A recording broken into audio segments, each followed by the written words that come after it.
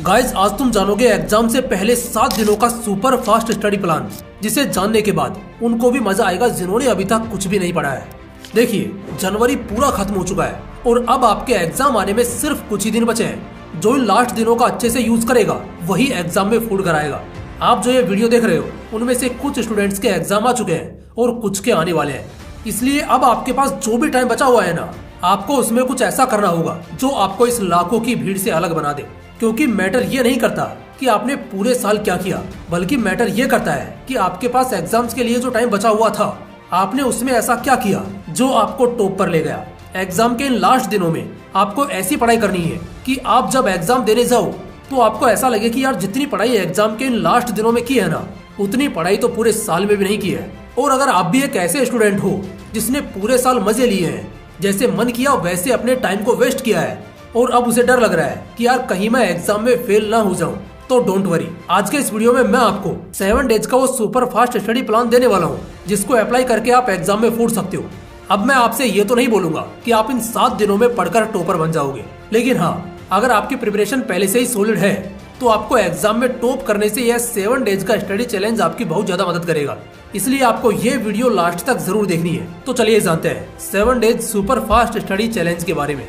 लेकिन उससे पहले मैं आपको एक स्टोरी सुनाना चाहूंगा ताकि उससे आप अच्छे से रिलेट कर पाओ। तो ये कहानी है 10th क्लास में पढ़ने वाले एक लड़के की, जो कि पढ़ाई में अच्छा था। जब 10th क्लास की पढ़ाई स्टार्ट हुई तो 1 से 2 महीने उसने अपने बोर्ड एग्जाम्स को ध्यान में रखते हुए खूब अच्छे से मेहनत की।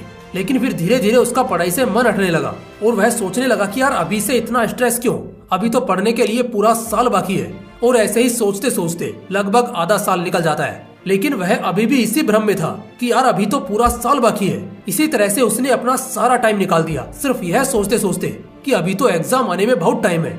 फाइनली अब वो टाइम आ ही जाता है जब उसके एग्जाम में सिर्फ 1 महीना रह जाता है। और जब वह एग्जाम की डेट को देखता है तो उसके ब्रेन में सिर्फ एक ही शब्द घूमता है, काश। काश उस टाइम से ही मैं थोड़ा थोड़ा भी पढ़ लेता तो अब तक मैं अपने सिलेबस का 60% पार्ट तो आसानी से कवर कर लेता। लेकिन मैंने नहीं किया, बल्कि अपने टाइम को लगातार वेस्ट करता रहा। फिर वो अपने आप को थोड़ा मोटिवेट करता है और सोचता है कि कोई बात नहीं, जितना टाइम वेस्ट करना था वो कर लिया, जितने मजे करने थे वो कर लिए। अब मेरे पास जो भी टाइम बचा हुआ है एग्जाम्स के लिए, मैं उसमें अपनी पूरी जान लगा दूंगा। अब मैं अपने टाइम के 1 मिनट को भी वेस्ट नहीं करूंगा।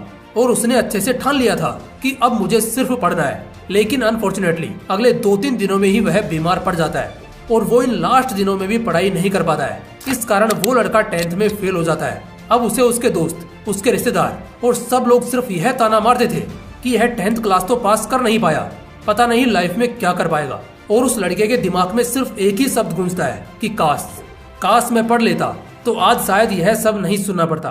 और दोस्तों, ये किसी और की कहानी नहीं है, बल्कि आप में से ही 90% लोगों की कहानी है। तभी तो आप ये वीडियो देख रहे हो। बस फर्क सिर्फ इतना है कि तुम अभी बीमार नहीं हो और तुम्हारे पास एग्जाम्स के लिए अभी भी और टाइम बचा हुआ है। लेकिन अगर तुमने इसमें भी पढ़ाई नहीं की तो उस 10th फेल लड़के की तरह ही तुम्हारी भी यही कहानी होगी। आपके पास अभी भी टाइम है एग्जाम में फोड़ने के लिए। और अगर आप भी ये सोच रहे हो कि मैं तब से पढ़ना स्टार्ट करूंगा जब पढ़ने के लिए अच्छा टाइम होगा, तो मेरे भाई, टाइम अच्छा होता नहीं है, बनाना पड़ता है। इसलिए अब आपके पास जितना भी टाइम बचा हुआ है ना, उसमें दिन रात एक कर दो, क्योंकि लाइफ का कोई पता नहीं है कब क्या हो जाए, उस 10th फेल लड़के की तरह। अब मुझे उम्मीद है कि इस कहानी से आप अच्छे से रिलेट कर पाए होंगे। अब आपके अंदर मैंने पढ़ने के लिए तड़प तो पैदा कर दी है। अब आपको जरूरत है एक सही गाइडलाइन की, जिससे आप अच्छे से एग्जाम की तैयारी कर पाओ। इसलिए अब मैं आपको बताने वाला हूँ 7 days super fast study plan, जो आपकी स्टडी को नेक्स्ट लेवल पर लेके जाने वाला है। तो चलिए इसको डीप में समझते हैं। डे 1, आपके पास जो 7 दिन है ना, उसमें से फर्स्ट डे में आपको अपने सिलेबस को एनालाइज करना है कि किस चैप्टर में कितने नंबर का क्वेश्चन बनता है और क्वेश्चन किस तरह से बनता है और यह कैसे करना है। चलिए बताता हूँ। इसके लिए आपको पिछले 5 साल के क्वेश्चन पेपर उठाने हैं और उसमें आपको यह देखना है कि हर साल किस चैप्टर से किस टाइप का क्वेश्चन बनता है। जैसे कि आपका कोई चैप्टर है कोशिका, और अब आपको 2019 का क्वेश्चन पेपर उठाना है और उसमें यह देखना है कि 2019 में इस चैप्टर से किस किस टाइप का क्वेश्चन बना है और उसको आपको नोटबुक में नोट कर लेना है। और इसी तरह से आपको 2020 से 2023 तक के क्वेश्चन पेपर्स भी उठाने हैं और उनमें भी यही देखना है कि इस चैप्टर से किस ईयर में किस टाइप का क्वेश्चन बना है। इससे आप ये अच्छी तरह से समझ जाओगे कि अब की बार इस चैप्टर से कौन सा क्वेश्चन बनने वाला है। इसमें थोड़ा टाइम जरूर लगेगा, लेकिन आपको इसी तरह से अपने हर सब्जेक्ट का फॉर्मेट तैयार कर लेना है कि किस ईयर में किस चैप्टर से कौन सा क्वेश्चन बना है। इसमें आपको पूरा 1 दिन लगेगा। उसके बाद में पूरे 5 सालों के पेपर का ब्लूप्रिंट आपके हाथों में होगा और इस ब्लूप्रिंट से आप यह भी जान जाओगे कि आपको क्या पढ़ना है और क्या नहीं, क्योंकि टाइम ऑलरेडी बहुत कम है। इसमें सिर्फ वही पढ़ना है जो आपको अच्छे मार्क्स दिला सके और अभी के लिए यही हमारा सिलेबस है। डे नंबर 2 एंड 3 मानो अब आपके पास बचे हैं सिर्फ 6 दिन, क्योंकि आपने 7 दिनों में से 1 दिन का तो अच्छे से यूज कर ही लिया है और यह 2nd और 3rd डे है ना, इसमें आपको सिर्फ पढ़ना है ताकि आपका सिलेबस अच्छे से कवर हो सके। यहाँ पर सिलेबस का मतलब वो मोस्ट इम्पोर्टेंट पार्ट है जो आपने लास्ट 5 ईयर क्वेश्चंस को देखकर सेलेक्ट किया है। यानी आपने जो 5 साल के क्वेश्चन पेपर्स के बेस पर ब्लूप्रिंट बनाया है ना, आपको उसके ही अकॉर्डिंग अपने मोस्ट इम्पोर्टेंट पार्ट को ही पहले पढ़कर कंप्लीट करना है। आपको अपने मोस्ट इम्पोर्टेंट सिलेबस का 60% पार्ट सिर्फ इन 2 दिनों में ही कंप्लीट करना है। और यह तो दिमाग से निकाल ही देना कि यार इन 2 दिनों में क्या ही हो सकता है, बल्कि आपको ये सोचना है कि आप 1 दिन में क्या कर सकते हो और 1 घंटे में क्या कर सकते हो। इन दोनों दिनों में ही आपको हर दिन 10 से 12 घंटे तो पढ़ना ही पढ़ना है, तभी आप अपने सिलेबस को कवर कर पाओगे। अब आते हैं 4th डे पर, डे नंबर 4। इन पिछले 3 दिनों में आपने 1-1 मिनट का, 1-1 सेकंड का अच्छे से यूज किया है। अब चौथे दिन आपको वो पढ़ना है जो पार्ट आपका 2nd एंड 3rd डे में कंप्लीट नहीं हो पाया था, और फिर वह पार्ट कंप्लीट हो जाए उसके बाद आपको अपने सिलेबस का वो पार्ट पढ़ना है जो पार्ट आपके लिए बहुत ज्यादा इंपॉर्टेंट नहीं है। इसका बेनिफिट ये होगा कि जब आपको उस पार्ट से कोई क्वेश्चन बनेगा तो आपको यह पता रहेगा कि यह क्वेश्चन किस टॉपिक से आया है और इसमें क्या लिखना चाहिए। जब आप 4 दिन तक लगातार इस प्लान के अकॉर्डिंग स्टडी करोगे तो आप देखोगे कि आपके सिलेबस का 60-70% पार्ट कंप्लीट हो चुका है। अब बारी है उसे अच्छे से रिवाइज करने की। इसके लिए हम यूज करेंगे 5th एंड 6th डे का, day number 5th and 6th। आपने इन पिछले 4 दिनों में ही अपने सिलेबस का लगभग 60 से 70% पार्ट कवर कर लिया है। अब बारी है इसे अच्छे से रिवाइज करने की, क्योंकि जब तक आप इसे रिवाइज नहीं करोगे तो भले ही आपने कितनी ही पढ़ाई की हो उसका कोई रिजल्ट नहीं निकलेगा, क्योंकि एग्जाम में सिर्फ वही पढ़ाई काम आती है जो आपको एग्जाम के दिन अच्छे से याद होती है। इसलिए आपने अब तक जो भी पढ़ा है उसको अच्छे से कम 2 बार रिवाइज करना है इन 2 दिनों के अंदर, ताकि वो आपके सीधा दिमाग में छप जाए और जब आप एग्जाम देने जाओ तो उसे आंसर शीट में अच्छे से लिख पाओ।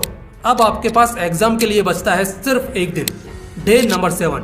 आपने इन पिछले 6 दिनों में अपने सिलेबस को एनालाइज भी कर लिया है, उसे अच्छे से रीड भी कर लिया है, उसका रिवीजन भी कर लिया है। अब बारी है इन सबको अप्लाई करने की, यानी प्रैक्टिस की।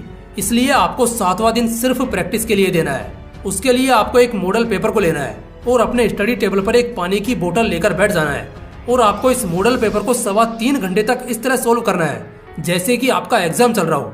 इस तरह पेपर सोल्व करने से आपको एक्चुअल में यह पता चलेगा कि आपको एग्जाम पेपर को सोल्व करने में कितना टाइम लग रहा है, और इस तरह से आपको कम से कम 2 मॉडल पेपर सोल्व करने हैं। और अगर उसके बाद भी आपके पास टाइम बचता है तो उसमें आपको एग्जाम की टेंशन से फ्री होकर थोड़ा सा एंजॉय करना है, ताकि आप एनर्जेटिक फील कर पाओ। और फिर रात को एकदम मस्त सोना है, कम से कम 8 घंटे, ताकि पढ़ा हुआ आपको एग्जाम में याद आ सके। तो गाइस, अगर आप कुछ इस तरह से इस 7 days super fast study challenge को कंप्लीट कर लेते हो तो समझो आप एग्जाम में फोड़ने के लिए रेडी हो।